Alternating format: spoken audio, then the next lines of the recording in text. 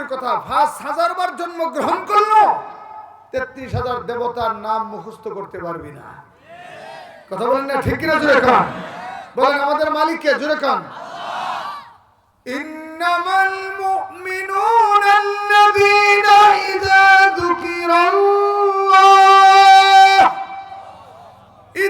যুকিরাল্লাহু ওয়াজিলাত কুলুবুহুম। বলছে ইমানদারের জন্য তো আল্লাহ নামটা এত মধুর নাম, এত মহব্বতের নাম। মুমিনের সামনে যখন আল্লাহ নাম উচ্চারিত হয় তখন তার অন্তর ভূমিকম্পের মতো কেঁপে ওঠে।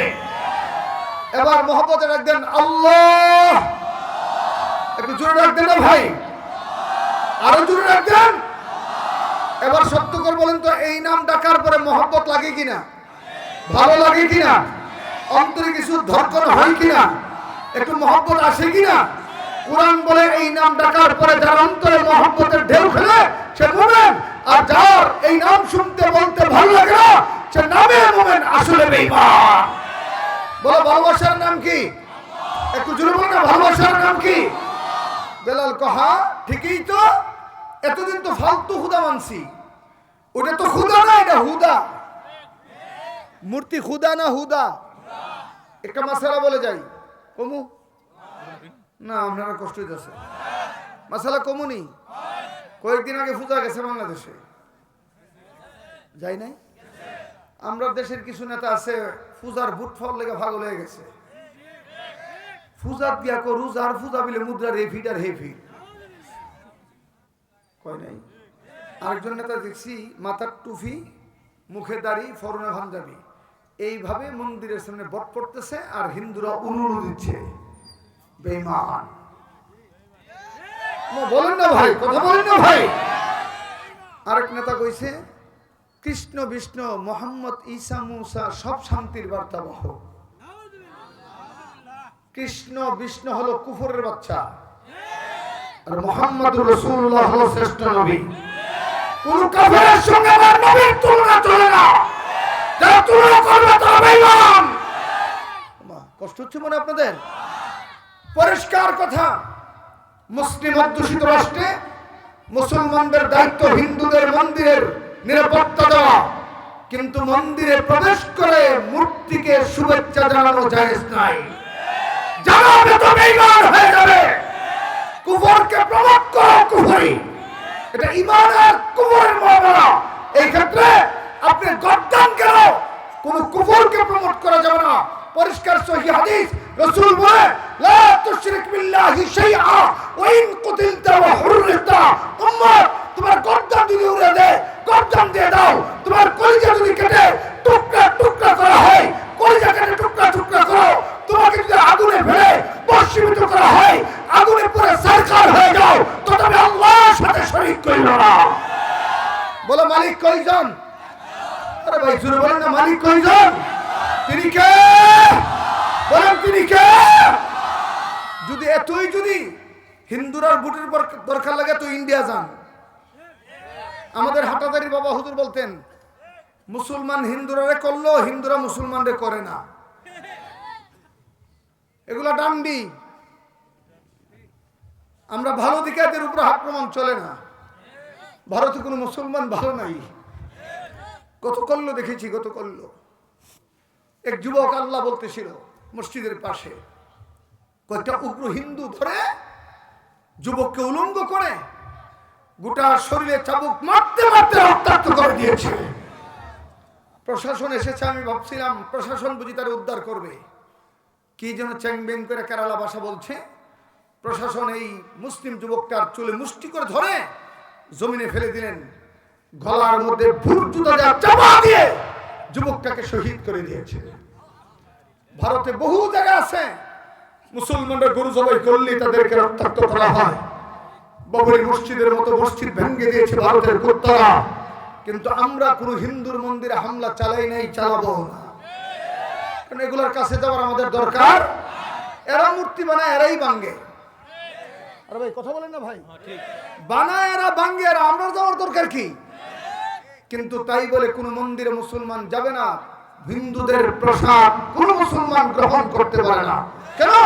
এটা ঈমান আর কুফরের মুআমালা। বলেন আমরা ইমানদার। আমাদের মালিক কে?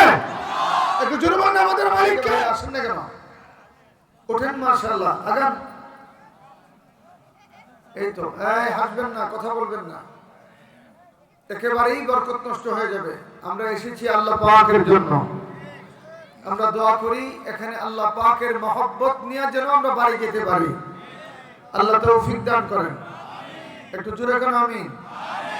আরো জোরে। এই যে এই গ্যাপটা কেন মুরব্বীরা সামনে আসেন, আসেন, ওঠেন। বাবা লাল জ্যাকেট হলো বাবা, এই সামনে খালি জায়গা আছে তো। এই ছেলেরা উঠে আসো, ছেলেরা উঠে আসো, গ্যাপটা পূরণ করো। এই পেছনের যুবকরা তোমরা পেছনে বসে রয়েছে কেন? কি বাবা? এই যে জ্যাকেটওয়ালা ভাইরা আগান। মাশাআল্লাহ। এই যে সুজা বরাবর পেছনে একটু আগান। এই পাশের, এই যে এই পাশের ভাইরা কি হলো? কি হলো? চাপেন না কেন? আরে এত কথা বলতে হয় কেন? দেখি এবার দুইটা হাত উপরে উঠান, উঁচু করে উঠান, হাত নাড়া দেন, মুট করেন, মুট খোলেন। এবার জবান খুলে বলেন আল্লাহু আকবার। আর বলেন আল্লাহু আকবার। বলেন সুবহানাল্লাহ ওয়ালহামদুলিল্লাহ ওয়া লা ইলাহা ইল্লাল্লাহু আল্লাহু আকবার। হাত নামান। আল্লাহ আমাদের সবাইকে কবুল করেন। মুহতারাম হাজিরিন, সম্ভবত আজ থেকে 9 বছর পূর্বে আপনাদের এখানে আমি একবার বয়ান করেছিলাম। আমার 25 বছর ওয়াজের বয়সে এই নিয়ে আপনাদের মাঝে দ্বিতীয়বার। আজকে আমার প্রোগ্রাম ছিল একটি মুরাদনগর আর একটা দেবিদ্বার কুমিল্লাতে, কিন্তু বারবার আপনাদের এখানকার যুবকরা আমাকে এমন ভাবে রিকোয়েস্ট করেছেন, আর পোস্টারে আছে হাটাজারি মাদ্রাসার বড় হুজুর আসবেন। ভাবলাম একটু দূর থেকে দোয়া নিয়ে আসি। জুমার নামাজ পড়িয়ে প্রায় 7 ঘন্টা গাড়ি চালিয়ে আপনাদের এখানে কিছুক্ষণ আগে উপস্থিত হয়েছি। আল্লাহ এই মেহনতকে তার দিনের জন্য কবুল করেন। সময়ের চাহিদা অনুপাতে আল্লাহ এবং তার মহব্বতের নিমিত্তে কিছু আলোকপাত করার লক্ষ্যে কালেমা হাকিমের একটি পরিচিত আয়াত আমি তেলাওয়াত করেছি। মূল আলোচনা বোঝার আগে কয়েকটি কথা আমাদেরকে বুঝতে হবে। আল্লাহ পাক মানুষকে মহব্বতের আবেশে পয়দা করেছেন। গোটা দুনিয়ার সমস্ত সৃষ্টির বিচিত্র, গোটা পৃথিবী আল্লাহ পাকের সৃষ্টির লীলিমা। আল্লাহ একভাবে পয়দা করেছেন, আল্লাহ মানুষকে ভিন্নভাবে পয়দা করেছেন। আসমান থেকে জমিন, জমিন থেকে তাহতাস সারা, আসমান থেকে আরশ, আরশ থেকে 8 জান্নাত, 8 জান্নাত থেকে 8 জাহান, 7 জাহান্নাম, হাসরের ময়দান, ফুলসিরাতের ফুল, চন্দ্র, সূর্য, গ্রহ, নক্ষত্র, নেপচুন, প্লুটো, বুধ, মঙ্গল, গ্যালাক্সি, তারকা, ব্ল্যাক হোল, যা আল্লাহর সৃষ্টির লীলিমা আছে, গাছপালা, তরুলতা, খালবিল, নদী নালা, পাহাড় পর্বত, উত্তাল তরঙ্গমালা, বিস্তীর্ণ এই জমিন, ছোট থেকে বড় যত সৃষ্টি আমরা দেখি, সব রব্বে করিম শুধু বলেছেন কুন হয়ে যাও, ফায়াকুন হয়ে গেছে। আপনারা বুঝেন না এমন কথা? একটু জোরে বলেন, এই আসমান কে বানাইছেন? আমার আল্লাহ অনেক বড়। বলেন কে বানাইছেন? এই বিশাল আকাশ বানাইতে আল্লাহ তার কুদরতি হাত ব্যবহার করেন নাই, শুধু বলেছেন কুন হও, ফায়াকুন হয়ে গেছে। তিনি কে? তিনি আল্লাহ পাক। এই পৃথিবীর জমিন থেকে দিনের বেলা ফুটবলের মতো একটা বস্তু দেখা যায় আকাশে, তার নাম সূর্য, সান। আরবিতে বলা হয় আশ-শামসু। আমাদের দৃষ্টিতে এই সূর্যটা দেখা যায় একটা ফুটবলের মতো, কিন্তু বিজ্ঞান বলে পৃথিবী থেকে সূর্যটা 13 লক্ষ গুণ বড়। কিন্তু এত বিশাল বড় সূর্য আল্লাহ পয়দা করেছেন, হাত লাগান নাই, বলেছে কুন হও, ফায়াকুন হয়ে গেছে। তিনি কে? কুরআনুল কারীমের সূরা ইয়াসিন আল্লাহ বলেন, ইন্নামা আমরুহু ইযা আরাদা শাইআ আইয়াকুলা লাহু কুন ফায়াকুন। পৃথিবীর সমস্ত কারিগর, পৃথিবীর সমস্ত মিস্ত্রি কোন বস্তু বানানোর আগে নকশা অঙ্কিত করে, এরপরে প্ল্যান করে হাত দিয়া নকশা মতে এই তার বস্তুটাকে, তার কাল্পনিক বস্তুটাকে নিজে ধরে ধরে পয়দা করেন। স্পর্শ না করে, প্ল্যান না করে কোন মিস্ত্রি, কোন কারিগর তার বস্তুকে নির্মাণ করতে পারে না। কিন্তু আল্লাহ আসমানের মতো বিশাল সৃষ্টি, চন্দ্র সূর্যের মতো বিস্ময়কর সৃষ্টি, উত্তাল তরঙ্গমালার মতো সৃষ্টি, আল্লাহ শুধু জবানে বলেছেন কুন হও, ফায়াকুন হয়ে গেছে। আর মজার কথা শুনেন, আল্লাহর যত সৃষ্টি আছে, আল্লাহর সমস্ত সৃষ্টির মধ্যে মানুষ হচ্ছে দুর্বল। কোরআন বলে খুলিকাল ইনসানা দাঈফা, আল্লাহর সৃষ্টির মধ্যে মানুষ দুর্বল। কিন্তু হুজুর বলে গেছেন, আমি বলি মানুষ সৃষ্টির স্ট্রাকচারের দিক থেকে দুর্বল, কিন্তু মর্যাদার দিক থেকে সবার উপরে। একটু জোরে মহব্বতে সুবহানাল্লাহ বলবেন না ভাই? বলেন, সৃষ্টির স্ট্রাকচারের দিক থেকে দুর্বল, মর্যাদার দিক থেকে সবার উপরে। কোরআন বলে ওয়ালাকাদ কাররামনা বনি আদম, আমি আল্লাহ পাক বনি আদমকে সবচেয়ে সম্মানিত করে পয়দা করেছি। দুনিয়ার যত প্রাণী আছে তাদের মোকাবেলায় আমরা দুর্বল, কিন্তু মর্যাদায় সবল। বলেন, মর্যাদায় সবল। কেন?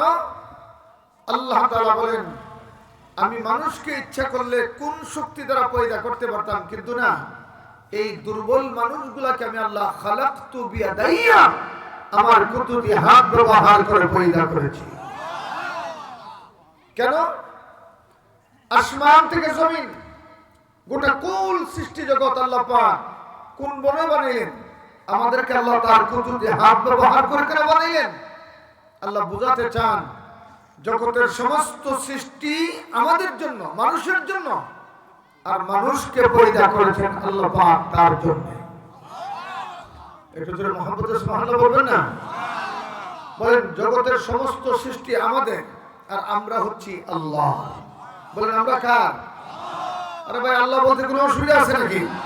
এখন আর হাসিনা আফা নাই যে আপনারা বাধা দিবে। কথা বলেন না ভাই? এই দেশের মাহফিল তো আমরা ভালোভাবে করতে পারি নাই, তো আফার লেখা। আমরা কোথাও যাওয়ার আগেই 144 হইতো। আপনারা শুনেছেন কিনা জানি না, 2021 সালে আমাকে গ্রেফতার করেছিল। মাত্র 20 মাস আমাকে কারাগারে রাখছে। 20 মাস আমি কারাগারে ছিলাম। 7 মাস চাঁদ সুরুজ দেখি নাই। চাঁদ সুরুজ আমাকে দেখতে দেওয়া হয়নি। আয়নাঘর সেলের ভিতরে ফাঁসির কন্ডম সেলে ছিলাম। তাদের টার্গেট ছিল ক্রসফার দিয়ে আমাকে মেরে ফেলা, কিন্তু রাখে আল্লাহ, মারে কে? কথা বলেন না, ঠিক কিনা? ওই দিন আমাদের কোনো অপরাধ ছিল না। আমরা শুধু আফারে কইছিলাম, আফা এটা শাহজালালের দেশ, এটা মুসলমানের দেশ, বাবার নামে মূর্তি বানায়েন না। কথা বলেন না, এটা মূর্তির দেশ না, মূর্তির দেশ তো ইন্ডিয়া। আরে ভাই, কথা বলবেন তো আপনারা? এটা কি মূর্তির দেশ? এটা কলমাওয়ালাদের দেশ, এটা আল্লাহওয়ালাদের দেশ, এটা কোরআনওয়ালাদের দেশ, এটা তাওহীদওয়ালাদের দেশ, এটা নবীওয়ালাদের দেশ। এই দেশের রাজপথে মূর্তি থাকতে পারে না। মূর্তি বানাবে তো ভাঙ্গিয়ে মাটির সাথে মিশিয়ে দেওয়া হবে। বাবার নামে মূর্তি বানাইছিল মাত্র 10,000 টাকা, খরচ করেছে 4,500 কোটি টাকা। ইন্ডিয়ার আব্বারা দিছে। এই যে মূর্তি বানায় 4,500 কোটি টাকা খরচ করলো, এই টাকাগুলো কি ইন্ডিয়ার আব্বাদের কাছ থেকে আনছে? এই টাকাগুলো আমাদের। আমরা সরকারকে টাকা দিছি মূর্তি বানানোর জন্য না, রাষ্ট্রের উন্নয়ন করার জন্য। রাষ্ট্রের টাকাকে তসরুফ করে এই হাসিনা বাবার নামে মূর্তি বানিয়ে এই দেশ থেকে তাওহীদকে বিনষ্ট করার পায়তারা চালিয়েছিল। আমরা বলেছিলাম ইনশাআল্লাহ বাংলাদেশে ইসলাম আছে, বাংলাদেশে ইসলাম থাকবে, মূর্তি থাকতে পারবে না। এখন আফাও নাই, মূর্তিও নাই।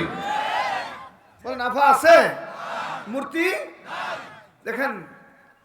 এই দেশে যখন মানুষ আকাশের দিকে তাকায় থাকতো, আহারে বিএনপি জামাত যখন আন্ডারগ্রাউন্ডে চলে গেছিল, কাহারও যখন কিছু করারই শক্তি ছিল না, সবাই আকাশের দিকে তাকায় ছিল, আল্লাহ নেই কোনো সাহায্য করে।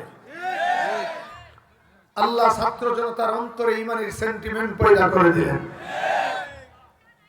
আপনাদের এই যে রংপুরের ছেলে না, আপনাদের বৃহত্তর রংপুরের ছেলে আবু সাইদ 2 হাত প্রসারিত করে জালিমের বুলেটের সামনে বুককে বেঁধে দিয়ে বুলেট বুকের মধ্যে ধারণ করে এই দেশ থেকে ফ্যাসিস্টকে বিদায়ের পথ রচনা করেছে।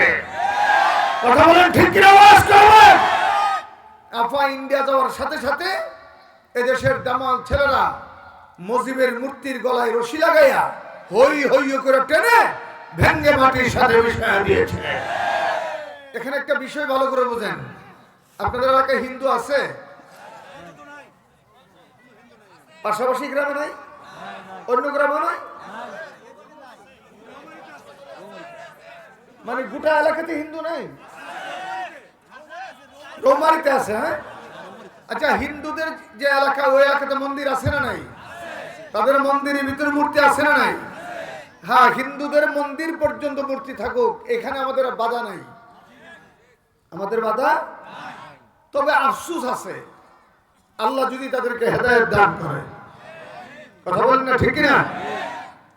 কিন্তু ষড়যন্ত্র করে যদি কেউ বাবার নামে, কেউ দাদার নামে, কেউ অমুকের নামে তমুকের নামে যদি রাজপথে মূর্তি নির্মাণ করার দুঃসাহস দেখায়, আল্লাহর কসম এই দেশের যুবকরা বুকে রক্ত দিয়ে তা ভেঙে মাটির সাথে মিশিয়ে দিবে। কারণ ইমানদার আর মূর্তি একসাথে চলতে পারে না। কথা বলেন ঠিক কিনা? আওয়াজ করে বলেন। বলেন এখন আর এই ফ্যাসিস্ট নাই, সুতরাং মুর্তাদের শাস্তি হচ্ছে মৃত্যুদণ্ড। আমরা গভর্নমেন্টকে বিনয়ের সঙ্গে বলি, কেউ যদি আল্লাহ না মানে তার বিরুদ্ধে আমাদের অ্যাকশন নাই, কিন্তু কেউ যদি আল্লাহর বিরুদ্ধে কটূক্তি করে তার শাস্তি হবে মৃত্যুদণ্ড। কথা বলেন ঠিক কিনা? কেউ যদি আমার নবীকে না মানে কোনো আপত্তি নাই, কিন্তু বাংলাদেশের 56,000 বর্গ মাইল এরিয়ার ভিতরে কোন বেয়াদব, চাই আস্তিক হোক, চাই নাস্তিক হোক, চাই স্বজাতি হোক, চাই বিজাতি হোক, আমার নবীর বিরুদ্ধে যদি কেউ কটূক্তি করে তার কাঁটার উড়াইয়া দিতে হবে। তোমরা কি নবীর জন্য জীবন দিতে রাজি আছো? কারা কারা হাত তুলে আল্লাহকে দেখো। আল্লাহ তুমি আমাদেরকে নবীর জন্য কবুল করো। একটু জোরে মহব্বত বলেন আমিন।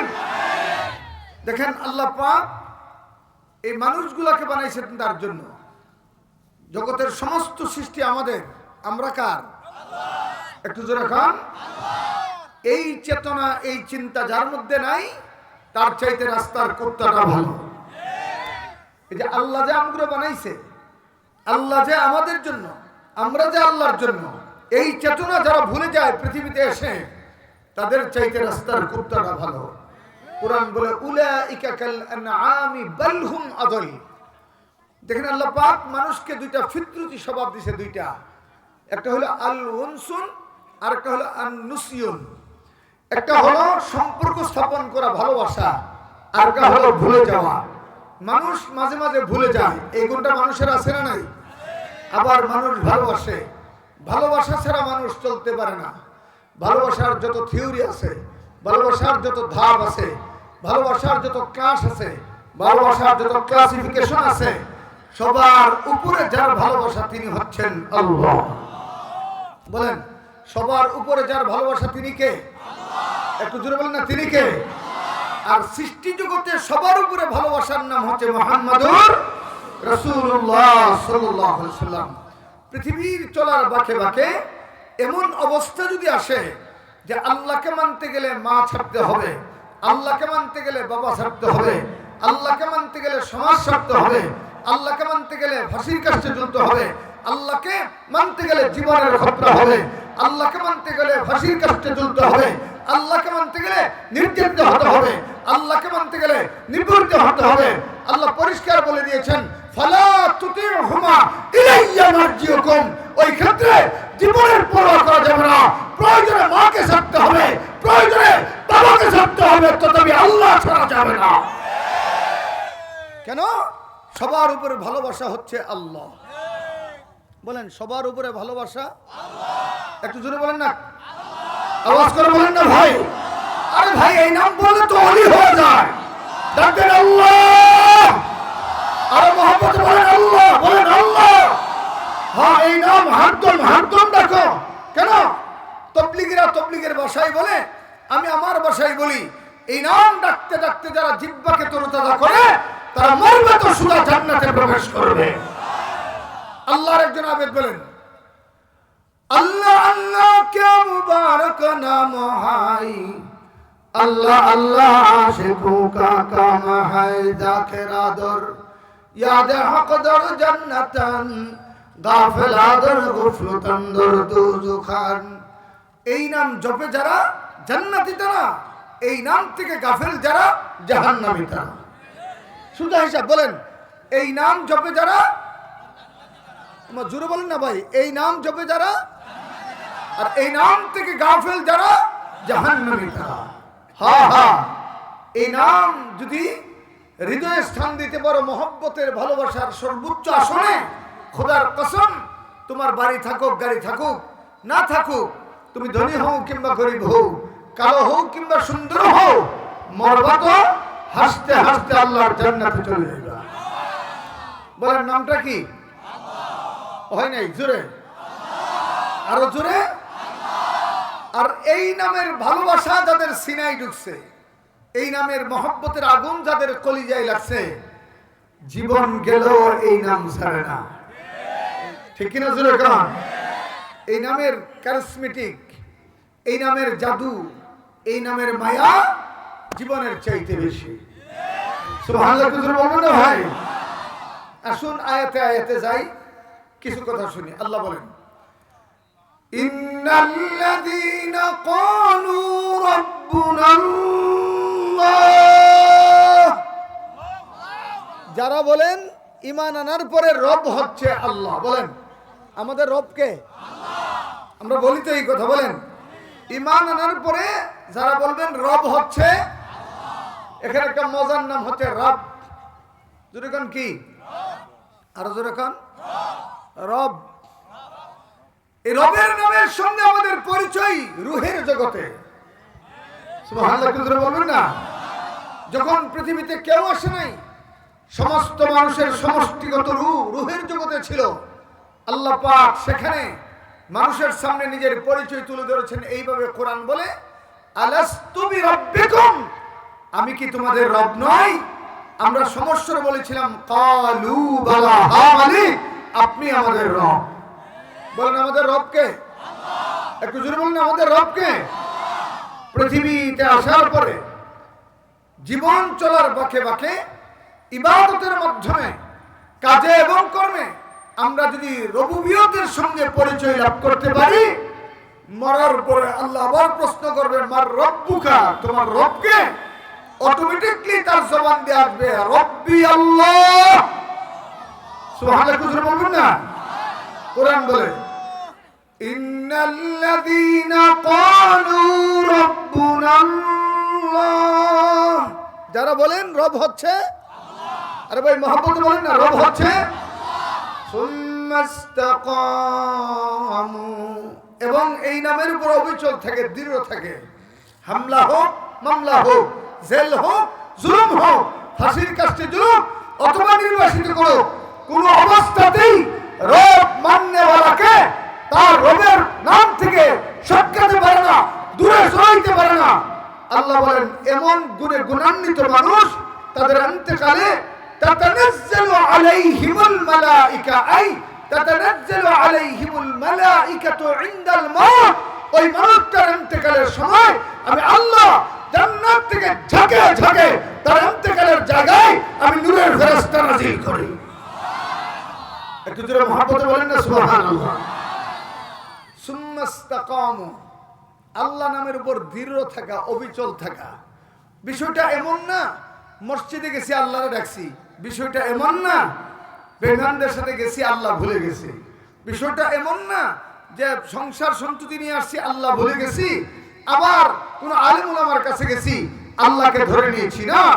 হরদম যেখানে যাও, যে অবস্থা থাকো, কি দিনে কি রাতে, কি সকাল কি দুপুর কি বিকেল, কি রাতের শুরু কি রাতের মিডল কি রাতের শেষ, কি লুকালে কি একাকিত্বে, কি জনসমাবেশে, কি কাজে কি কর্মে, কি চাকরিতে কি বাকরিতে, কি বিদেশে কি দেশে, যে অবস্থায় থাকো রবের নামের উপর থাকবা, রবকে মেনে নিবা, আল্লাহর উপর অবিচল থাকবা।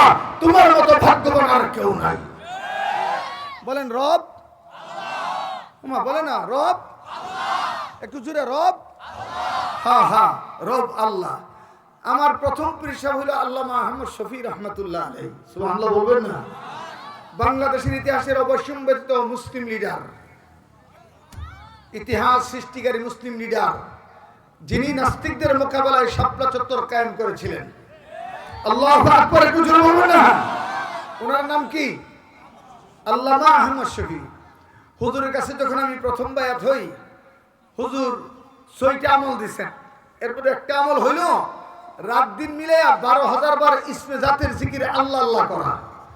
তো আমি বললাম যে হুজুর 6 তসবির আমল আছে, জিকরে কালবি আছে, জিকরে লিসানি আছে, এরপরে হাসান ফাসের জিকির আছে, শেষ সাইতে তাহাজ্জুদ আছে, 12 তসবির জিকির, আবার সারা দিন 12,000 বার আল্লাহ আল্লাহ ডাক। তো অন্য কাম কোন সময় করবো? তো হুজুর আশরাফ আলী থানভী রাহমাতুল্লাহ আলাইহির মিসাল দিয়া দৃষ্টান্ত দিয়ে তুলে ধরেছেন যে আল্লামা মুজাদ্দিদ মিল্লাত হাকিমুল উম্মত আশরাফ আলী থানভী রাহমাতুল্লাহ আলাইহি বলেন, পৃথিবীর বুকে এমন কিছু বান্দা আছে, এমন কিছু নারী আছে, এমন কিছু পুরুষ আছে যারা 24টা ঘন্টা আল্লাহকে ডাকে। How possible? এটা সম্ভব কেমনে? মানুষ কি ঘুমান লাগে না? মানুষ ঘুম যাইতে হয় কিনা, চাকরি করতে হয় কিনা, ব্যবসা করতে হয় কিনা, বলেন না ভাই, ব্যবসা করতে হয় কিনা, এবং স্ত্রীর কাছে যায় কিনা, গোসল করে কিনা, বাথরুমে যায় কিনা, তো 24 ঘন্টা আল্লাহকে ডাকার সুযোগ কই? হুজুর উদাহরণ দিয়ে বলেন যে একটা জিকির আছে শ্বাস নিঃশ্বাসের জিকির, এটার নাম হলো ফাসান ফাসের জিকির। এটা কেমনে? কোন বুজুর্গের কাছে গেলেই আপনাকে এই জিকিরের ট্রেনিং শিক্ষা দিবেন।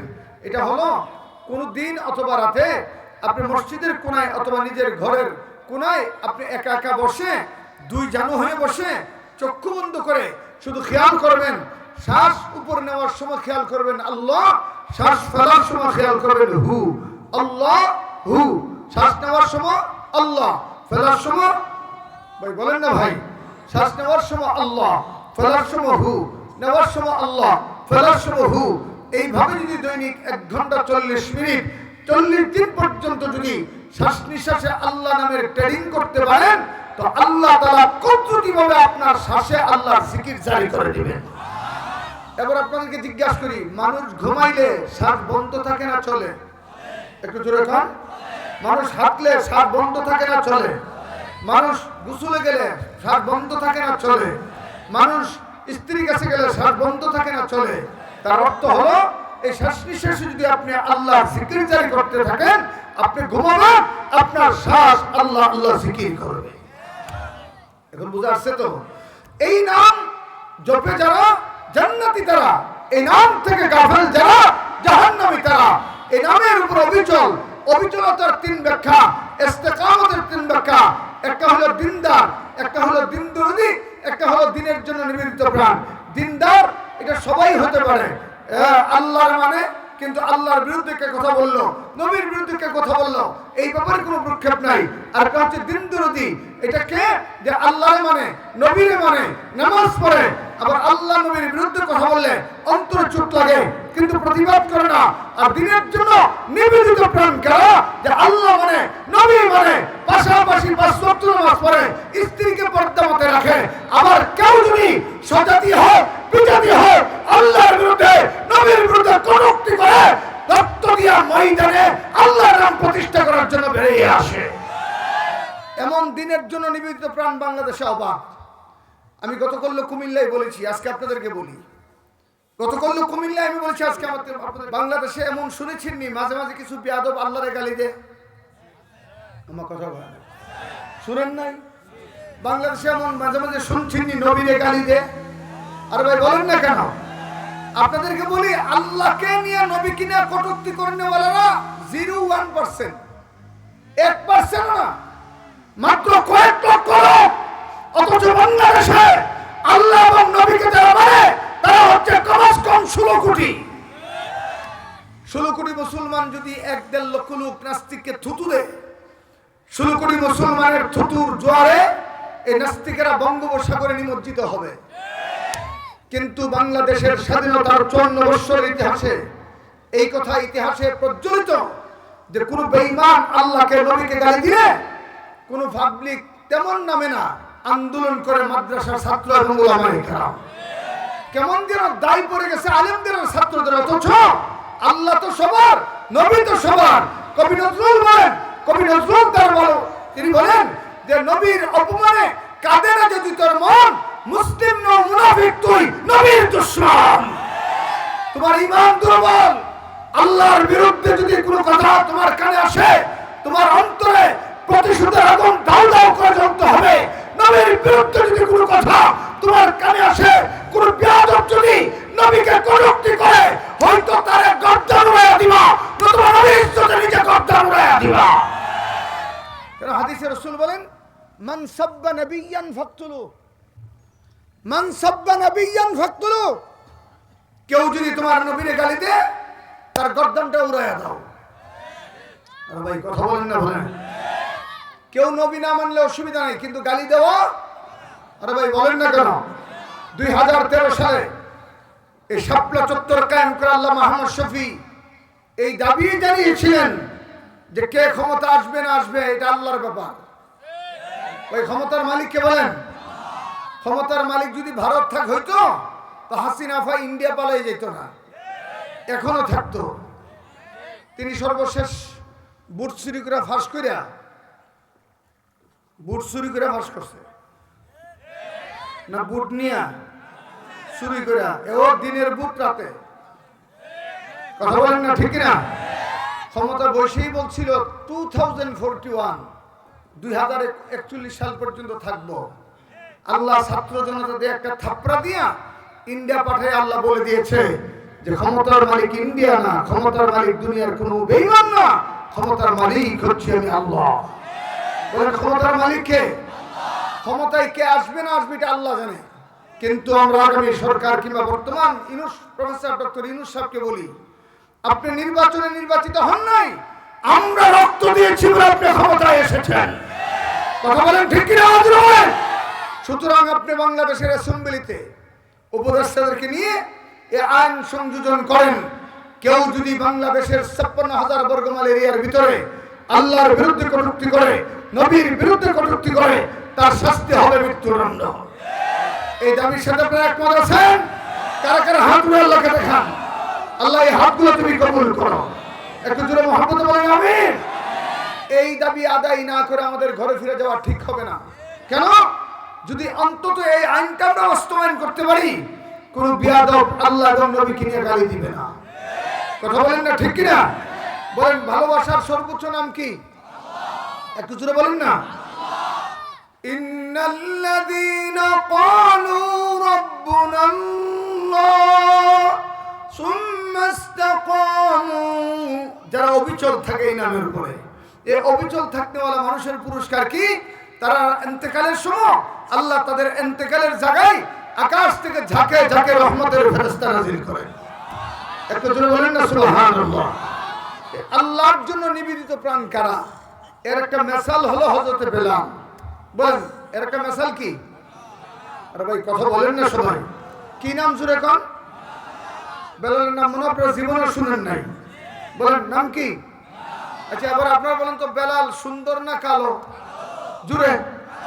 ধনী না গরিব? বলেন আজাদ না গোলাম? বলেন না কি? কিন্তু বেলালের দাম আল্লাহর কাছে কত বেশি? কত বেশি? হাদিস সাক্ষী যে যেই মসজিদের ইমাম নবী, ওই মসজিদের মুয়াজ্জিন বেলাল। একটু জোরে সুবহানাল্লাহ বলবেন না।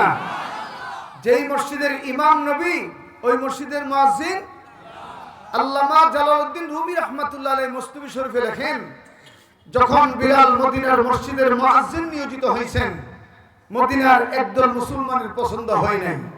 কয়েকদিন আজান দেওয়ার পরে রাসূলের কাছে নতুন একজন ডিজিটাল মুয়াজ্জিনের ডাক কই, ইয়া রাসূলুল্লাহ, আপনি ইমাম বিলাল মুয়াজ্জিনটা খাপ খাই নাই।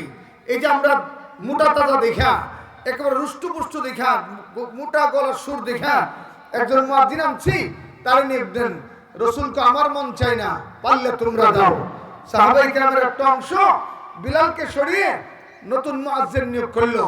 একদিন, 2 দিন, 3 দিন, 4 দিনের আগেই ফাজা জিবরাইল, জিবরাইল আমার নবীর কাছে এসে সালাম আনতে ডাকতে বললেন, ইয়া রাসূলুল্লাহ, আল্লাহ তাআলা আপনাকে সালাম আনতে জিজ্ঞাসা করতে বলেছে মদিনায় আজান নাই কেন? আপনারা বলেন আজান ছিল কিনা? একটু বলেন না ভাই। রাসূল ডাকতে বলে, জিবরাইল কি বললা? আগের চাইতে সুন্দর, স্মার্ট, আগের চাইতে খুব সাবলীল ভঙ্গিতে আজান দেয়, এমন একটা মোটা তাজাওয়ালা মানুষ আজান দিচ্ছে, আজান হয় না বলল কে? জবাব যা দিলেন আল্লামা মুস্তাফি রহমাতুল্লাহ আলাইহি, তিনি মুস্তাফিতে উল্লেখ করেন, গুফতে হাতে বাদাদে বাঙ্গে বেলাল খুরশুদে দর আরশে আলা জুল জালাল। জিবরাইল ডাকতে বলে, ইয়া রাসূলুল্লাহ, বর্তমান মদিনায় যিনি আজান দেয় তার আজানের আওয়াজ মদিনার আশপাশ ছাড়া কোথাও যায় না, কিন্তু আপনার বেলাল যখন আল্লাহর মহব্বতে আজান দেয়, শুধু আজানের আওয়াজ মদিনায় না, এই আজানের আওয়াজ পৌঁছে যায় স্বয়ং আরশে আজিমে, আর তার আজানে আল্লাহ খুশি হয়ে যায়। কবি লেখেন, রাহ গিয়া রসমে আযাব, রাহ গিয়া রসমে আযাব, রূহ বেলালি না রহি, ফলসফা রাহ গিয়া তলকিন গজালি না রহি। আরে আজানের এই প্রথায় আছে নাই বেলালির প্রাণের সারা, ফলসফা আর থাকলে কি হয় গজালির ওই শিক্ষা ছাড়া। সুবহানাল্লাহ, কিছু বলো না। একজন গোলাম, একজন কালো, একজন গরিব, যারা মানুষ কালো কাউয়া রাখতো, এই মানুষটার দাম এত বাড়লো কেন? যে আল্লাহ নামের ইস্তেকামতের পরীক্ষায় বেলাল পাস করেছিল। আপনারা জানেন, তারপরে ঘটনা স্মরণ করাই দিই একটু তাজাল্লিয়ত আসার জন্য। বিলালের মনিবের নাম ছিল উমাইয়া। জুড়ে বলেন কি? উমাইয়া ছিল আবু জাহালের বন্ধু, মক্কার প্রভাবশালী একজন কাফের। মাত্র 6 টাকার বিনিময়ে, 6 দিরহামের বিনিময়ে হযরত বিলালকে খরিদ করেছিল। বয়স তখন বিলালের সবে মাত্র 6 বছর। মা অভাবের তাড়নায় বিক্রি করে দিয়েছিলেন। কথা সবাই বুঝতেছেন? অভাবের তাড়নায় বিক্রি করে দিয়েছিলেন। মুহতারাম হাজিরিন, বুখারী শরীফের মানাকিব বিলালের মধ্যে এসেছে, বিলালের দায়িত্ব পড়ল মরুভূমিতে বকরি চড়ানো। দিন যা রাত আসে, রাত যা দিন আসে, একবার খায় একবার খাওন পায় না। গোলাম তো গোলামি। বকরি চড়াইতে চড়াইতে যখন বিলাল যৌবনে পদার্পণ করলো, একদিন বকরি চড়াতে জঙ্গলের পাশে গেলেন। হঠাৎ করে বেলাল শুনে কে যেন এই জঙ্গলার পাশ দিয়ে যাচ্ছে আর মধুর সুরে পড়তেছে, লা ইলাহা ইল্লাল্লাহ, লা ইলাহা ইল্লাল্লাহ, লা ইলাহা ইল্লাল্লাহ। বেলাল বলে, এটা আবার কেমন আওয়াজ? এটা আবার কেমন কথা? এটা আবার কেমন কালেমা? এতদিন শুনতাম লাত, উজ্জা, মানাত, হুবল, মূর্তি বাঁচায়, মূর্তি সম্মান দেয়, মূর্তি ইজ্জত দেয়, মূর্তি খাওয়ায়, মূর্তি পড়ায়, মূর্তি বিকৃতি করে, ক্ষমতা দেয় মূর্তি, ক্ষমতা থেকে নামায় মূর্তি। এখন আবার লা ইলাহা ইল্লাল্লাহ, এটা কেমন কথা? যে মানুষ এই কালমার তালকিন দিচ্ছেন, তার পাশে বেলাল দৌড়ে গিয়ে ডাকতে বলে, ভাই আপনি যে কলমা বলছেন, এই কলমা জীবনও শুনে নেই, এই কলমার মূল মহত্ব কি একটু বলেন না? নবীর সাহাবী ডাকতে বলে, বেলাল রে, এই কলমার অর্থ হলো জগতে যা দেখি সব গায়রুল্লাহ, আমাদের মালিক হচ্ছে এক আল্লাহ। বলেন আমাদের মালিক আল্লাহ। একটু জোরে বলেন আমাদের মালিক।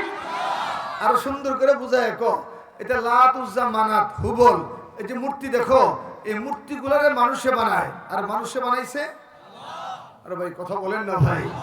আমি সারা বাংলাদেশে ঘুরে ঘুরে এই বছর এই কথাটাই বলছি, আরে মুসলমান, তোমার অর্থ থাকুক আর না থাকুক, তুমি কালো হও, সুন্দর হও, বুড়া হও, জওয়ান হও, তুমি যে ইমানদার, তুমি যে কলমাওয়ালা, তুমি যে নবীওয়ালা, তুমি যে আল্লাহওয়ালা, তুমি যে কোরআনওয়ালা, তুমি যে দিনওয়ালা, তুমি 5 ওয়াক্ত নামাজ পড়তে পারো না পারো, রোজা রাখতে পারো না পারো, এই যে মাইজে মাইজে যে একটু স্মরণ আসলে আল্লাহ বলে ডাক দাও, তোমার মালিক আল্লাহ এটা যে স্বীকার করে নাও, এই কথার ওজন কত জানো? যে খায়রুম মিনাদ দুনিয়া ওয়া মা ফিহা, সাত আসমান সাত জমিনের চাইতে এই নামের দাম বেশি। ডাক দেন আল্লাহ, আরো জোরে ডাক দেন আল্লাহ। আরে ভাই, যদি মুসলমানের ঘরে জন্ম না হতেন, মুসলমান না হতেন, ভুলক্রমে যদি আপনার জন্মটা হিন্দুর ঘরে হতো, কোনদিন জবান আল্লাহ ডাকতো না, রাম রাম রাম ভগবান ডাকতো। কথা বলেন না, ঠিক কিনা জোরে বলেন। আমার জেলখানার একটা ঘটনা বলবো না? আপনাদের কষ্ট হচ্ছে মনে হয়? আমার জেলখানার একটা ঘটনা। আমি 3 মাস ছিলাম ওয়ার্ডে, 20 মাসের 17 মাস ছিলাম সেল আর আয়নাঘরে, 3 মাস ওয়ার্ডে ছিলাম। 3 মাস আমরা দাওয়াতের কাজ করেছি। জেলখানার ভিতরে 5 জন হিন্দু আমার হাতে কলমা পড়ে মুসলমান হয়েছেন। আল্লাহ এই তৌফিক আমাকে দিয়েছেন। একটা ছেলেকে টার্গেট করে আমি দীর্ঘদিন মেহনত করলাম। তারা জিজ্ঞাসা করলাম যে ভাই, এতদিন যে আল্লাহর পরিচয় তোর সামনে তুলে ধরছি, তোর কি বিশ্বাস হয়? হুজুর যা বলছেন সব সত্য। আমি বললাম তাইলে পর লা ইলাহা ইল্লাল্লাহু মুহাম্মাদুর রাসূলুল্লাহ। হুজুর সব সত্য, কিন্তু এটা পড়বো না, আব্বা আম্মা মাইন্ড করবে। তা আমি তারা বললাম যেহেতু পড়বি না তো ঠিক আছে, আমি আমার মুসলমানের ধর্মের সৌন্দর্য, হাকিকি আল্লাহর সৌন্দর্য, মুহাম্মদ রাসূলুল্লাহর সম্মান তোরে বুঝাইলাম। এবার তুই তোর ধর্মের কিছু আমার শিখা। হুজুর কি শিখতে চান? আমি বললাম আমাদের মালিক তো একজন। বলেন আমাদের মালিক, আসমান জমিনের মালিক। বলেন কুল হু আল্লাহু আল্লাহু লাম ইয়ালিদ ওয়া লাম ইউলাদ ওয়া লাম ইয়াকুল লাহু। তিনি কে? জোরে খান। বলেন না তিনি কয়জন? তার কোনো শরীক। বলেন না তিনি কারো জন্ম দেন, কারো কাছে জন্মগ্রহণ। তিনি কে? এটা হলো তাওহীদ, ঈমানের সৌন্দর্য। সুবহানাল্লাহ। বলেন এটার নাম তাওহীদ। বলেন এটার নাম কি? আমি আর বললাম যে আমাদের মালিক তো একজন, তোদের দেবতা কয়জন? হুজুর বেশি না, মাত্র 33 কোটি। হিন্দুরার দেবতা কয় কোটি? আমি বললাম বাতিজা এমন এক ধর্ম গ্রহণ করছস, 33 কোটি দেবতা মামলে ছেড়ে দে। বিলাল যে জবাব দিয়েছে শুনলে বিকট আওয়াজে আল্লাহু আকবার বলবেন তো ইনশাআল্লাহ? বিলাল ডাকতে বলে, মনিব খরিদ করে মা থেকে আমার কিনছেন, এই জন্য দেহের মালিক আপনি, দেহের সব কাজ আপনারে দেই, মনে হাত দিয়েন না, মন সবেছি মনের মালিক আল্লাহর হাতে। বলেন মনের মালিক কে? হ্যাঁ, ওই জায়গায় মালিক ঢুকাও, ভালোবাসার স্থানে মালিক ঢুকাও। দুনিয়ার ভালোবাসা হচ্ছে কচু পাতার পানি, আর মালিকের ভালোবাসা হচ্ছে হাকিকি ভালোবাসা। দুনিয়ার সব ভালোবাসা এখন আছে, তখন নাই, নরচরে। কিন্তু মালিকের ভালোবাসা আপনার জীবনকে রাঙায় দেয়। সুবহানাল্লাহ হুজুর বলবেন না ভাই? উমাইয়া ডাক দেওয়ার বিলাল, এত বড় স্পর্ধা আমার সামনে কিভাবে মুহাম্মাদের নাম নাও, মুহাম্মাদের আল্লাহর নাম নাও, জানুনি পরিণতি কি হবে? বিলাল জবাব দিলেন, ওরে উমাইয়া, রক্ত চক্ষু দেখায় কোনো লাভ নাই। যেদিন মালিক আল্লাহকে গ্রহণ করেছি, যেদিন মুহাম্মাদুর রাসূলুল্লাহর রিসালাতের উপর বিশ্বাস স্থাপন করেছি, সেদিন থেকে জীবন যাবে যাবে, কিন্তু ঈমান ছাড়ব না। উমাইয়া দুষ্ট ছেলেদেরকে লাগায়া দিলেন, আরবের দুষ্ট ছেলেদেরকে রাখতে বললেন, ও আরবের দুষ্ট ছেলেরা, যাও বিলালের গলায় রশি লাগাও, পাহাড়ের উপরে উঠাও, কাঁটাযুক্ত ঘাস যেদিকে ওদিক দিয়ে বিলালের গা থেকে জামা খুলে গাটা খালি করো, গলায় রশি ধরে ধরে কাঁটাযুক্ত গাছের উপর দিয়া ছেঁচড়ায়া ছেঁচড়ায়া বিলালকে নিচে নামাও। হযরত বিলালকে পাহাড়ের উপর উঠাইলেন, আল্লাহ পাক মানার জন্য তার গলার মধ্যে রশি লাগাইলেন। ওরে মুসলমান ভাইরা আমার, বিলালকে পাহাড়ের উপর উঠাইয়া রশি দিয়া জোরে টান দিলেন। তার আগে গায়ের জামাটা খুললেন। আরবের বড় বড় কাঁটাযুক্ত ঘাসগুলা কাটা কালো বিলালের গায়ের চামড়ার ভিতরে ঢুকে যায়। টানে চামড়া ছিঁড়ে ছিঁড়ে গোশত সহকারে বের হয়ে আসে। কালো বিলালের চামড়া ফেড়ে গোশত টুকরা হয়ে রক্ত রঞ্জিত হচ্ছে গোটা আরবের মরুভূমি। টেনে টেনে জিহ্বা বের করে উমাইয়ার কদম পর্যন্ত যখন আনলো, উমাইয়া ডাকতে বলে, বিলাল মুহাম্মাদের কলমা পড়ার স্বাদ গ্রহণ করো। জিহ্বা বের হয়ে গেছে, পিঠটাকে টুকরা টুকরা করা হয়েছে, পিঠের এমন 1 ইঞ্চি জায়গা বাকি নাই, যেদিক থেকে কাটা ঢুকে পিঠটা কেটে রক্ত ঝরঝর করে পড়ে না। বিলাল রে, জীবনের মায়া তো সবারই আছে, এখনো যদি জীবনের মায়া থাকে বলো মুহাম্মাদের কলমা ছাড়বা কিনা। বিলাল গার ফিরাইয়া উমাইয়ার দিকে লক্ষ্য করে ডাকতে বললেন, উমাইয়া আমাকে মজদুম পাইয়া, আমাকে একা পাইয়া আমার গলায় রশি লাগাইলা, কাঁটাযুক্ত গাছের উপরে টেনে টেনে আমার গোটা পিঠকে তুমি রঞ্জিত করে দিয়েছো। এরপরে বলছো মুহাম্মাদুর রাসূলুল্লাহর আনিত ধর্ম ইসলাম ছেড়ে দেওয়ার জন্য, কলমা ছেড়ে দেওয়ার জন্য, আল্লাহকে ছেড়ে দেওয়ার জন্য। ওরে উমাইয়া, জিহ্বা কেন, পিঠ টুকরা টুকরা কেন, কলিজা টুকরা টুকরা করব, কিন্তু আল্লাহ ছাড়ব না। अरे अल्लाह अल्लाह क्या मुबारक नाम है, अल्लाह अल्लाह मोमिनों का काम है, जाकिर आदर याद हक़दर जन्नतन गाफिल आदर गुफलतन दर दोज़खान। উমাইয়া ডাকতে বলেন, ও দুষ্ট ছেলেরা, নির্যাতনের মাত্রা বাড়ায় দাও। আরবের প্রচন্ড খরতাপের মধ্যে দ্বিপ্রহর সময় সূর্যটা যখন আরবের মিডল আকাশে যায়, জমিনটা আর জমিন থাকে না, বাড়ির করার মতো একেবারে উত্তপ্ত গরম হয়ে যায়। আরবের জমিনে দ্বিপ্রহর সময় পার খা যায় না, পাওয়ার মধ্যে ফসকা উঠে যায়। এমন দ্বিপ্রহর রৌদ্রের সময় হযরত বেলালকে ঘর থেকে ধরে এনে উত্তপ্ত জমিনের মধ্যে শোয়া দিলেন। যেই মাত্র উত্তপ্ত জমিন বিলালের পিঠের মধ্যে লাগে, পিঠটা পুরো ফসকা পড়ে যায়। বিলালের পিঠটা পুরো মাছ বোনার মতো হয়ে যাচ্ছে। উমাইয়া ডাকতে বললেন, শুধুমাত্র খরতাপ, শুধুমাত্র উত্তপ্ত জমিনে শোয়াইলে হবে না, বিলালের বুকের মধ্যে 100 মণ ওজনের পাথর দিয়ে চাপা দাও। হযরত বিলালের বুকের মধ্যে 100 মণ ওজনের পাথর যখন রাখলেন, বিলালের চক্ষু যেন বের হয়ে যায়, জিহ্বাটা বের হয়ে যায়, জিহ্বার একটা অংশ মাটিতে লেগে জিহ্বাটা পুড়ে যায়। বিলালের জবান বন্ধ হয়ে গেছে, শুধু শ্বাসটা আসে আর যায়। এই অবস্থায় উমাইয়া ডাকতে বলে, বিলাল জবান বন্ধ, হাত অবশ হয়ে গেছে, এখনো যদি জীবনের মায়া থাকে বলো মুহাম্মাদের ধর্ম ছাড়বা কিনা। বিলাল তো কথা বলতে পারে না, কিভাবে আকমালিচের পরিচয় তুলে ধরবেন? হযরত বিলাল হাদিস শরীফ সাক্ষী। কালে বিলাল সঙ্গে সঙ্গে ডান হাত উঠা দিলেন আকাশের দিকে, ডান হাত আকাশের দিকে উঠাইয়া এক আঙ্গুল নাড়ে। আর বিলাল উমাইয়ার কুফরির তন্ত্রের বিরুদ্ধে দাঁত ভাঙার জবাব দেন আঙ্গুল নেড়ে নেড়ে। বিলাল যেন বুঝাইতে চায়, ওরে উমাইয়া, উত্তপ্ত জমিনে শোয়া আমার পিঠকে পুড়ে দিয়েছো, 100 মণ ওজনের পাথর আমার বুকে চাপা দিয়া জিহ্বাটা বের করে দিয়েছো, জবানটা বন্ধ করে দিয়েছো। এরপরে বলতেছো আল্লাহ ছেড়ে দেওয়ার জন্য। শোনো শোনো শোনো, জবান নাই তো কি হয়েছে? ডান হাত উঠাইয়া আঙ্গুল নেড়ে নেড়ে আমি জবাব দিলাম, লাত উজ্জার কোনো শক্তি নাই, আমার মালিক হচ্ছে আল্লাহ। ডাকেন আল্লাহ, মহব্বতে ডাকেন না ভাই, আল্লাহ বলেন, আল্লাহ বলেন, আল্লাহ আল্লাহ আল্লাহ আল্লাহ আল্লাহ। তোমার মহব্বত দিয়ে আমাদের অন্তরকে রাঙাইয়া দাও, বলেন আমিন। হযরত উমাইয়া নির্যাতনে নির্যাতনে বিলালের শরীর অবশ।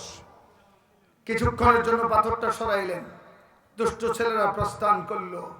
ওই দূর কোণা থেকে আবু বকর সিদ্দিক দেখে আর কান্দে, আবু বকর দেখে আর কান্দে। ডাকতে বলে, বিলাল তুই আমার কলমাওয়ালা ভাই, কিন্তু আমরা সংখ্যায় কম, আমাদের শক্তি কম, মোকাবেলা করার ক্ষমতা নাই। বিলাল রে, আমি দেখতে পাচ্ছি তুই যতবার আল্লাহ বলিস ততবার তোর উপর নির্যাতন হয়। যেহেতু আমরা তোর কোনো উপকার করতে পারছি না, কিছুদিনের জন্য শরীরকে একটু আরাম দেওয়ার জন্য আল্লাহ নামটা ছেড়ে দে। বিলাল তখন অবসরের মতো ভালো করে হাত পা নাড়াচাড়া করতে পারে না। কিন্তু আবু বকরের কথা শোনার পরে বিলাল আস্তে আস্তে ঘাটটা ফিরাইলেন বড় ভাই আবু বকর সিদ্দিকের দিকে। ডাক দেখো ভাই আবু বকর, আমার শারীরিক নির্যাতনের চিত্র দেখেন, কিন্তু ভিতরের আল্লাহ নামের মজাটা দেখেন না। আল্লাহু আকবার জোরে বলেন না। কি বলতে চাও বেলাল? ভাই আবু বকর শুনেন, উমাইয়ার উষ্টি কুষ্টি আমার উপর যতক্ষণ আক্রমণ করে আর আমি জবানে আল্লাহ আল্লাহ কেন বলি জানেন? যতক্ষণ আল্লাহ রাখি, আল্লাহর কসম, ততক্ষণ কোন নির্যাতন টের পাই না। হ্যাঁ বলেন, আল্লাহ বলেন, আলা বিযিকিরিল্লাহ তাতমাইন্নুল কুলুব। মুমিনের শান্তির নাম হচ্ছে আল্লাহ। বলেন, মুমিনের শান্তির নাম কি? জোরে বলেন। হ্যাঁ, পরীক্ষা শেষ, এবার পুরস্কারের পালা। বলেন, বেলাল পরীক্ষায় পাশ করলো না ফেল করলো? একটু জোরে বলেন না ভাই। শুধু পাস না, গোল্ডেন এ প্লাস পেয়ে পাস করছে। এবার আল্লাহর দরবারে পুরস্কার। কি পুরস্কার?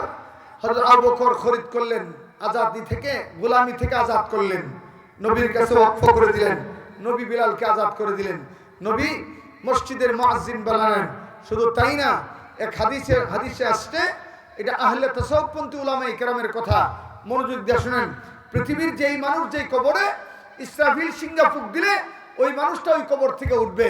হযরত বেলালের কবর দামেস্কে, নবীর রওজা মদিনা। বলেন, আমাদের নবীর রওজা একটু জোরে কয় না। বলেন মদিনা শরীফ, বলেন মদিনা অথবা মদিনাতুল মুনাওয়ারা। এই শহরটা আল্লাহর কাছে বড় দামি শহর। আমি একটা দোয়া করি, মুসাফির মানুষ আমিন বলবেন তো? আল্লাহ, এখানে যারা এসেছি, টাকা থাকুক আর না থাকুক, মৃত্যুর আগে একবার এই শহর দেখার তৌফিক দান করো। আরো জোরে বলেন আমিন। আচ্ছা বলেন, দামেস্ক হলো আপনার মাগরিবে, সিরিয়া, আর মদিনাতুল মুনাওয়ারা হলো সৌদি আরবে। তো দামেস্কে হলো বিলালের কবর, নবীর রওজা হলো মদিনা। কিন্তু এই পৃথিবীর জমিনে ইমানের পরীক্ষায় বিলাল এ গ্রেডে পাস করার পরে আল্লাহ বিলালকে এমন পুরস্কার দান করবেন, কবর দেশে ইসরাফিল আলাইহিস সালাম যখন সিংহা ফুঁক দিবেন, আল্লাহ তাআলা দামেস্কে থেকে বিলালের কবরটা নবীর রওজার কদম মোবারকে নিয়ে আসবেন। নবীর সঙ্গে কদম থেকে হযরত বেলাল হাসরের ময়দানে উঠবে। রাসূল বলেন, এই উম্মতেরা শুনো, আমি প্রথম জান্নাতে প্রবেশ করব। আমি যেই সওয়ারি দিয়া জান্নাতে প্রবেশ করব, এই সওয়ারির লাগামটা থাকবে বেলালের হাতে। এই মর্যাদা বেলালের হয়েছে কেন? আল্লাহ ডাকার কারণে। আর আমরা বেইজ্জতি হয়েছে কেন? আল্লাহ ছেড়ে দেওয়ার কারণে। হ্যাঁ, আমি তোমাকে বলি, এই মুরব্বী তোমারে কই, এই জওয়ান তোমারে বলি, এই বাবা তোমার কদমে হাত দেওয়া বলি, মা বোনেরা যারা শুনছেন আপনাদেরকে বলি, আজ থেকে হরদম সর্ব অবস্থায়, চলতে ফিরতে, উঠতে বসতে, রাতে কিংবা দিনে, সর্ব অবস্থায় মালিকের নামটা জবানে রাখো।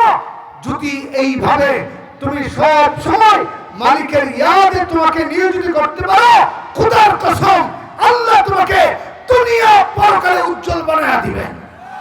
তোমার মর্যাদা সবার উপরে বাড়ায়া দিবেন। কেন জানেন? কুরআনুল কারীমে আল্লাহ বলেন, ফাযকুরুনি আযকুরকুম। আল্লাহ বলেন, জমিনে যারা আমার স্মরণ করে, আরশে আজিমে আমি মাওলা তার স্মরণ করি। বিএনপি যারা করেন, বিএনপির বড় নেতার নাম হলো তারেক রহমান। কি নাম? জামাত যারা করেন ডক্টর শফিকুর রহমান। আপনি যদি ঢাকা গিয়ে দেখেন, তারেক রহমান আপনার কথা কয়। আপনি ঢাকা গিয়ে যদি দেখেন ডক্টর শফিকুর রহমান আপনার কথা কয়, আপনি খুশিতে বাকবাকো। কথা বলেন না, ঠিক কিনা? দুনিয়ার বড় নেতা আপনার নাম বললে যদি এমন ফুরফুরে মেজাজ হয়, মালিক যদি তোমার নাম বলে, না জানি তোমার দাম কত। সুবহানাল্লাহ, কিছু বলেন না ভাই? তোমাদেরকে বলছি, আল্লাহর ওয়াদা সত্য। জমিনে একবার তুমি বলবা আল্লাহ, আল্লাহ তোমার নাম না বললে বান্দা কি হইছে কয়। সুবহানাল্লাহ, কিছু বলবেন না? তুমি একা একা ডাকবা, আল্লাহ একা একা। তুমি মনে মনে ডাকবা, আল্লাহ তার কুদরতের মনে তোমার নাম জপবে। তুমি মানুষ নিয়ে জপবা, আল্লাহ পাক মুকাররমিন ফেরেশতা নিয়ে তোমার নাম জপন করবে। এজন্য জাকিরিনরা মরল অমর থাকে। বলেন জাকিরিনরা মরল। আরে ভাই কথা বলেন না কেন? মাইন্ড করেন না, আমাদের বাংলাদেশে যে কয়েকটা বড় হক দরবার আছে এর মধ্যে একটা হলো উজানি আর একটা হলো চরমুনাই। চরমুনাতে লোক যায় কিনা, উজানিতে লোক যায় কিনা? কারণ কি? ওখানে টাকা পায় না, আল্লাহ নামের জিকিরের মধু আছে। মুহাদ্দিসিনে কেরাম লেখেন, কোথাও যদি মিষ্টি ফেললে, মধু ফেললে, চিনি ফেললে যেমন দাওয়াত ছাড়া পিঁপড়া আসে, যেই জমিনে হারদম আল্লাহর জিকির হয় ওখানে আল্লাহর বান্দারা যাবেই। বলেন ওখানে আল্লাহর বান্দারা যাবেই যাবেই। হ্যাঁ, বর্তমান রাজনীতি বাংলাদেশে কুলুষিত। আপনারা মাইন্ড করেন আমি কয়েকটা কথা কইতাম নি, কথা কয় না। হাসিনা বিদায়ের পর আমাদের বিশ্বাস ছিল এদেশের রাজনীতি দলগুলো ঐক্যবদ্ধ হবে, কিন্তু কামড়া কামড়ি শুরু হয়েছে। বিএনপি বদনাম করে জামাতের, জামাত বদনাম করে বিএনপি, যেন কেমন ক্ষমতার জন্য এই নেতাগুলো পাগল হয়ে গেছে। এই হাসিনা বিদায়ের পরে একটা জাতীয় ঐক্যমতের সরকার দরকার ছিল, যে দেশটা আমরা সবাই মিলে করব। 54 বছরের দুর্নীতি বাংলাদেশে হবে না। কথা বলেন না ঠিক কিনা জোরে? এখন ইসলাম ফুবিয়া, কেউ দুর্নীতি, কেউ এই তকমা। মনে রাখবেন, বর্তমান রাজনীতি দলের মধ্যে যত বিভাজন হবে হাসিনা তত তাড়াতাড়ি আসবে। কথা বলেন, আমাদের হাদি ভাই রক্ত দিয়ে প্রমাণ করছে রাজনীতির দল বড় কথা না, ইনসাফ হলে বড় কথা। কথা বলেন না ঠিক কিনা জোরে? আমাদের ইনসাফ দরকার। আরে ভাই কথা বলেন না, আওয়াজ করে বলেন না, কি দরকার জোরে কান? সবাই বলেন না কি দরকার? আর খোদার কসম, ইনসাফ ততক্ষণ আসবে না যতক্ষণ আল্লাহর কোরআন বাস্তবায়ন না হয়। সুতরাং এখন থেকে প্রতিজ্ঞা করতে হবে, বিএনপি জামাত বুঝি না, ইসলামী দল গায়রে ইসলামী দল বুঝি না, আগামীর পার্লামেন্ট হবে কোরআনের পার্লামেন্ট। কথা বলেন ঠিক কিনা জোরে কান? কোন নেতা যদি ভোটের জন্য আসে তার কাছে টাকা খাওয়া যাবে না। কথা বললেন না? টাকা খাইবেন না? বড়জোর 1000 টাকা খাইলেন, আপনি খাইবেন 1 রাত, নেতা খাইবে 5 বছর। বলেন না, আপনি খাইবেন 1 রাত, তাও 1000, বড়জোর 1000 খাবেন, আর আপনার নেতা আপনার মাথা বেচ্চা খাইবে 5 বছর। সুরের নেতা সুর হয়, ডাকাতের নেতা ডাকাত হয়, ঘুষখোরের নেতা ঘুষখোর হয়। সুতরাং আপনাদের প্রথম প্রতিজ্ঞা, আমরা বুট বিক্রি করব না। কেন? বুট আমানত। বলেন বুট কি? আর আমানত বিক্রি করা মুনাফিকি। আরে ভাই কথা বলেন না ঠিক না? যেই প্রার্থী আসবে তার দাঁড় করাবেন, যেই দলের হোক। ভাই বহুত হইছে, বলেন পার্লামেন্টে গিয়ে কোরআনের পক্ষে কথা বলবেন কিনা? পার্লামেন্টে গিয়ে আমার নবীর খতমের মতের পক্ষে কথা বলবেন কিনা? পার্লামেন্টে গিয়ে ইসলাম বিদ্বেষের বিরুদ্ধে আইন করবেন কিনা? যদি বলে হ্যাঁ করবো, তাহলে বুট আছে, নাহলে মাস সালামা। আপনার বাইতে আপনি, আমার বাইতে আমি। কথা বলেন না ঠিক না জোরে বলেন? হ্যাঁ, আরেকটা কথা মনে রাখবেন, আরেকটা কথা বলে যাই, যারা এই প্রচলিত রাজনীতি দিয়ে ইসলাম কায়েম করতে চান, আপনারা বুকার স্বর্গে বসবাস করছেন। গণতন্ত্রের পদ্ধতি দিয়ে ইসলাম আসে নাই, আসবে না। ইসলাম আসবে মদিনার নমুনায়। কথা বলেন না ঠিক কিনা জোরে কান? তবে সেই দিনের অপেক্ষায় আমরা আছি, ইসলামের নামটা আপনাদের কাছে পৌঁছানোর জন্য প্রচলিত রাজনীতি করি, কিন্তু আল্লাহর কসম ইসলাম আসবে দাওয়াত আর জিহাদের মাধ্যমে। দাওয়াত আর জিহাদ অন্তরায়ণ করতে হবে। আফগানিস্তানের দিকে তাকান, কোন রাষ্ট্র? ওই রাষ্ট্রটা চালাইতেছে টুপিওয়ালা, দাড়িওয়ালা, পাঞ্জাবিওয়ালা। কথা কয় না। এই যে কয়েকদিন আগে বাংলাদেশের বড় আলেমের জামাত আফগানিস্তান গিয়ে আসছে। তারা দেশে আসার পরে আমি সব ছেড়ে তাদের কাছে চলে গেছি। মধুপুরের পীর সাহেব, মাওলানা মামুন হক সাহেব, মুফতি মনির কাসেমি, হাবিবুল্লাহ মাহমুদ কাসেমি, নারায়ণগঞ্জের আব্দুল্লাহ ওয়াল সাহেব, সবাই আমার মহব্বত করে, আমার পরিচিত মানুষ। দৌড়ায় গেছি, শুনতাম যে 20 বছর যুদ্ধ বিধ্বস্ত রাষ্ট্রটা এই টুপিওয়ালা ধারিওয়ালা মোল্লারা কেমনে এরকম পরিশুদ্ধ করতেছে, একটু বলেন না। দেখেন মাত্র 3 বছর হইলে ওরা ক্ষমতায় আসছে, 20 বছরের যুদ্ধের কোনো চিহ্ন এখন আফগানিস্তানে নাই।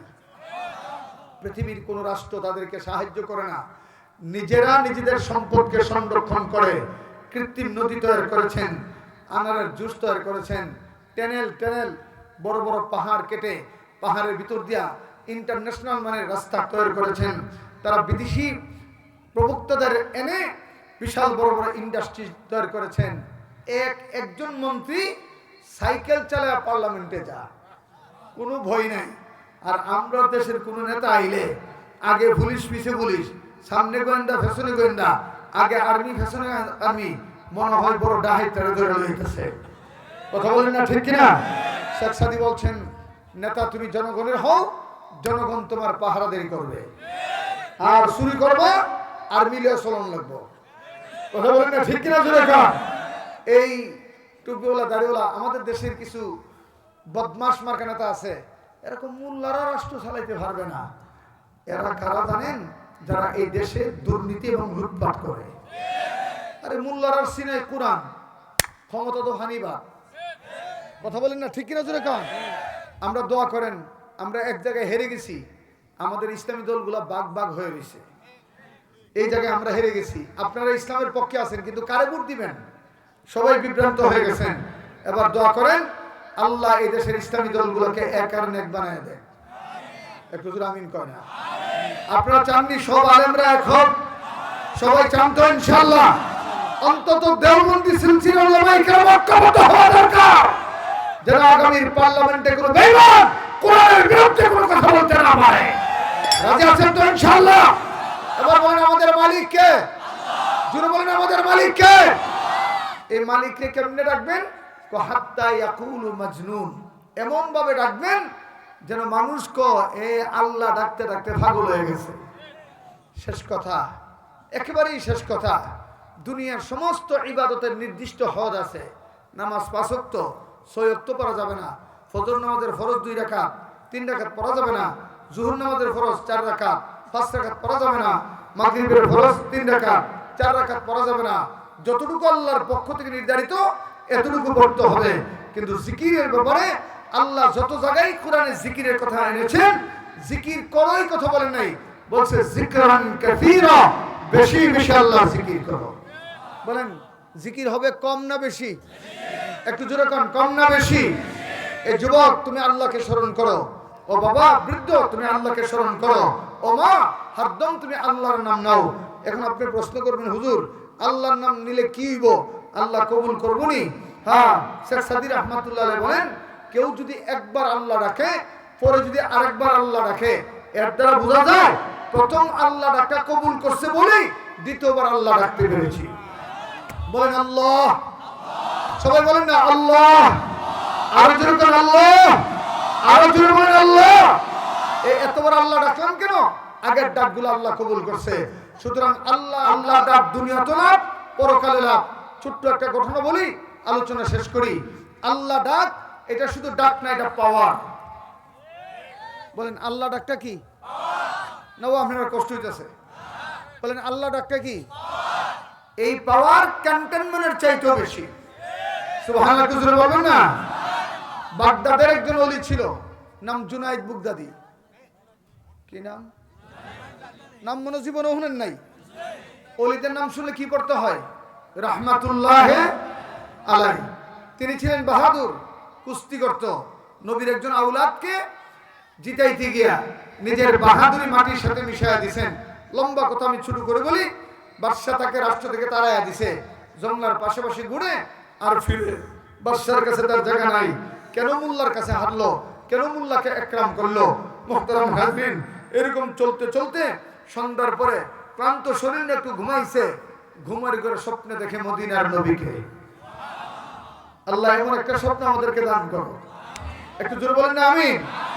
রাসূল এসে ডাকতে বলেন, আমার ওয়ারিসকে তুমি সম্মান করেছো, আল্লাহ তোমার নামটা কবুল করছে। বুখারী শরীফের হাদিস। কোন নাম যদি আল্লাহ কবুল করে, মুকাররবিন ফেরেশতারা ডাকতে কয়, ওই ফেরেশতারা, দুনিয়ার অমুকের বেটা অমুকে আমি কবুল করছি, তোরা ওকে ভালোবাস। আর দুনিয়ার মানুষের অন্তরে তার ভালোবাসার আগুন লাগায়া দেয়। তিনি যখন আল্লাহর মকবুল হয়ে গেলেন, জঙ্গলার পাশে ছোট্ট একটা ঘর করে এখন রাত দিন আল্লাহর জিকির করে। জিকির যেখানে আল্লাহর বান্দারা সেখানে। কথা বলেন না ঠিক কিনা? এখন বাদশার কাছে খবর গেল যে জুনাইদকে রাষ্ট্র থেকে তাড়াইয়া দিছে। এখন রাষ্ট্রের মানুষ শুধু জুনাইদ জুনাইদ করে। কি করা যায়? বসে পরামর্শ করলো। একটা সুন্দরী সুরুষী তরুণী যুবতী সাজুগুজু করে সাজাইয়া জুনাইদ বুগদাদির খানকায় পাঠাইছে। মহিলার লোক যদি প্রেম করে, মহিলার প্রেমে যদি আসক্তি হয় বা জেনায় লিপ্ত হয়, অলির অলিগিরি থাকবে না। ও মহিলার একটা ডিঙ্গা পাঠাইছে। এমন সময় গেছে যে সময় মাগরিবের পরে হযরত জুনায়েদ বাগদাদী তাসবিহ আল্লাহর জিকির করতেছিল। মেয়েটাকে ডাক দেখো, জুনায়েদ আমি বাগদাদের সবচেয়ে সুন্দরী সুরুষী তরুণী যুবতী, আমি আসছি তোমার পাগল, জগতের সমস্ত যুবক আমার পাগল, আমি তোমার পাগল, তুমি যেমনি খুশি এমনি আমাকে ব্যবহার করতে পারো, কিন্তু আল্লাহর ওলি যে তাসবিহ পড়তেছে জিকির করতেছে, দুনিয়ার নারীর মজা তার অন্তরে নাই। অন্তরে কার? অন্তরে কার মজা? উপরই আছে। একবার দুইবার তিনবার বলার পরে জুনায়েদ বাগদাদী একটু আস্তে করে মেয়ের ডাকটা শুনছে, কি বলতে চাই শুনা চেহারাটা আকাশের দিকে ঘুরাইছে, ঘুরাইয়া আল্লাহকে একটা ডাক দিছে, আল্লাহ। ডাক দিতে দিদি ফামাতা, মেয়েটা মরে গেছে। চাটুকার লাগিয়া বর্ষার ডাক দেখো, বর্ষা সাহেব ও কি যেই মেয়ে পাঠিয়েছিলেন এই মেয়েটাকে হত্যা করেছে, সুতরাং জুনায়েদ বাগদাদী মার্ডার মামলার আসামি, গ্রেফতার করেন। জুনায়েদ বাগদাদীকে গ্রেফতার করার জন্য বাদশা নিজে, ডান দিকে আর্মি, বাম দিকে পুলিশ, সামনে পেছনে গোয়েন্দা নিয়ে গোটা খানকা গ্রাউ করে জুনায়েদ বাগদাদী রাখতে বললেন, একটা মেয়ে এসেছিল তোমার খেদমত করবে, খেদমত করবে না ভালো কথা, তার মামলা কেন? তুমি মার্ডার মামলার আসামি, গ্রেফতার।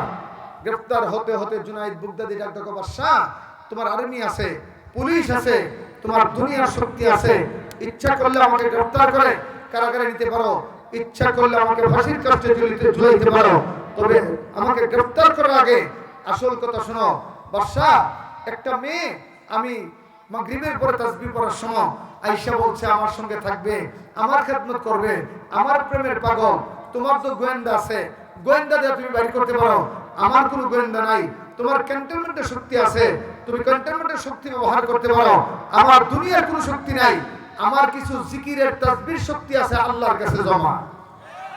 আমি এই মেয়েটার কথা শুনে আমি আল্লাহর কাছে ফয়সালা চাওয়ার জন্য আমি শুধু আল্লাহর একটা আল্লাহ করে ডাক দিছি, ডাক দিতে দেরি মেয়েটা মরতে দেরি নাই।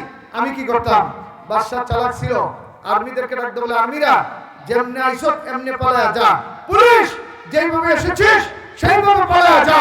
জুনায়েদ বাগদাদী যদি আরেকবার আল্লাহ বলে ডাক দেয়, কেউ জীবন নিয়ে যাইতে পারবি না। মান আদালি ওয়ালিয়ান ফাকাদ আযানতুহু বিল হারব। কদমে হাত দিয়া বলি, কোন আলেম পছন্দ না হলে নিরাপদ দূরত্ব থাকবেন, কোন বুজুর্গ পছন্দ না হলে ওই দূরত্ব বজায় রেখে থাকবেন, কিন্তু কোন আলেম কোন বুজুর্গের সমালোচনা করে ইহকাল পরকাল ধ্বংস করবেন না। কেন? বুখারী শরীফের হাদিসে কুদসি আল্লাহ বলেন, কোন মানুষ যদি আলেমদের সামনে এবং আল্লাহ ওয়ালাদের সামনে গুস্তাখি করে, বেয়াদবি করে, আল্লাহ বলেন আমি তার বিরুদ্ধে যুদ্ধ ঘোষণা করি। সুতরাং নিরাপদ দূরত্বে থাকবেন, বেয়াদবি করবেন না। শেষ কথা বলে যাই, একেবারে শেষ কথা, কে বিএনপি, কে আওয়ামী লীগ, কে জামাত, কে জাতীয় পার্টি, কে ইসলামী আন্দোলন, কে জমিয়তুল উলামা ইসলাম, এটা আমাদের মূল পরিচয় না। আমরা মুসলমান, এটা হচ্ছে আমাদের পরিচয়। কথা বলেন ঠিক কিনা জোরে বলেন। রাজনীতির বিভাজন দিয়া ঝগড়া করা যাবে না, রক্ত প্রবাহিত করা যাবে না। কেন? রাষ্ট্রটা আমাদের সবার। কথা বলেন ঠিক কিনা জোরে বলেন। আগামী সরকার আমি বলে যাই, লিখে যান, আগামীতে ভারতের বিরুদ্ধে আমাদের অঘোষিত যুদ্ধে নামতে হবে। কারণ দেখেন না, ভারত একটার পর একটা মামলা আমাদের উপর চাপাই দিচ্ছে। হাদিকে হত্যা করেছে কে? আরে ভাই কথা বলেন না কেন? এইরকম প্রত্যেকটা মুসলমান টার্গেট। ভারত এই দেশকে শান্তি দিতে রাজি নয়, আর আফাত আসই।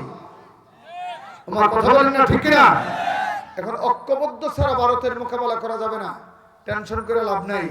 ভারত বিশাল রাষ্ট্র, আণবিক শক্তি আছে, পৃথিবীর সর্ববৃহৎ সেনাবাহিনী আছে, কোনো টেনশন নাই। আমাদের আল্লাহ আছে। বলেন আমাদের কে আছে? ইনশাআল্লাহ আল্লাহ ওয়ালা হন, এই রাষ্ট্রের আমানত আল্লাহ অক্ষুণ্ণ রাখবে। আল্লাহ আপনাকে আমাকে মানার বুঝার তৌফিক দান করুন। আল্লাহ তার জিকির হারদম আমাদের জবানে জারি করে দেন। একটু জোরে মহব্বতে বলেন আমিন, আরো জোরে বলেন আমিন। বিশেষ করে এই কমিটি শ্রীফলগাতি যুব ও মানব কল্যাণ সংঘ, আল্লাহ প্রত্যেকটা সদস্যকে কবুল করুক। আমার জন্য দোয়া করবেন। আমিও এক এলাকার প্রার্থী ছিলাম, শুধু মাহফিলের ব্যস্ততার কারণে আমি আর এই বছর প্রতিযোগিতা করতেছি না।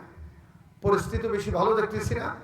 আমরা সবাইকে করজোর করে বলি, অনুরোধ করে বলি, রাজনীতির বিভাজন আর তৈরি করেন না, আসেন ভাই ভাই হয়ে সুন্দর করে রাষ্ট্রটা করি।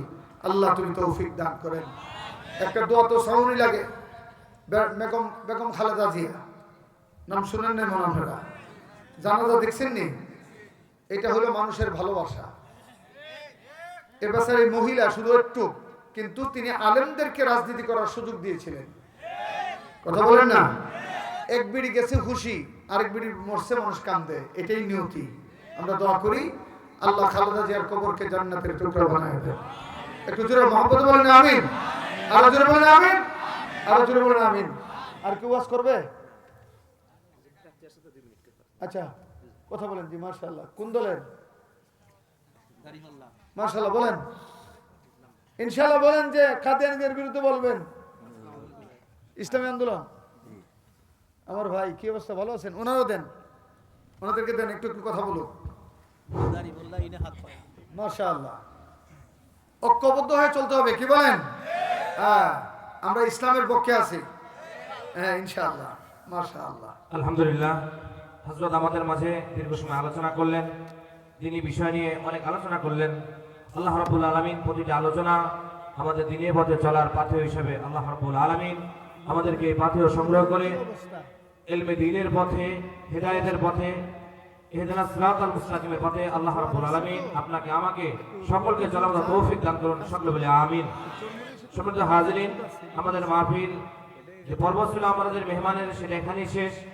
এখন আমাদের মাঝে আমাদের অর্থ অঞ্চলের কৃতি সন্তান যারা আমাদের পার্লামেন্ট সামনে হবেন, তারা আমাদের মধ্যে আসছেন, কিছু কথা বলবেন, একেবারে সংক্ষিপ্ত।